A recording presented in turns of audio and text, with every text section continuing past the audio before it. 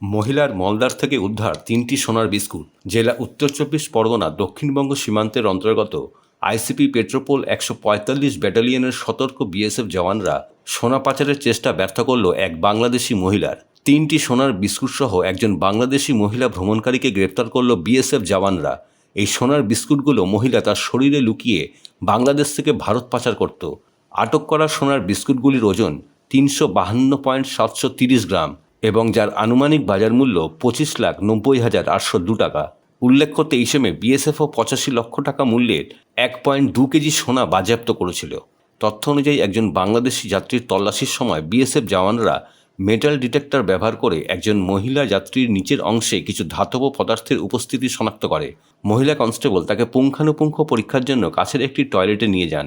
সেখানে তল্লাশির সময় শরীরের নিচের অংশ থেকে ৩টি সোনার বিস্কুট উদ্ধার করা হয় ও যাত্রীকে আটক করা হয়।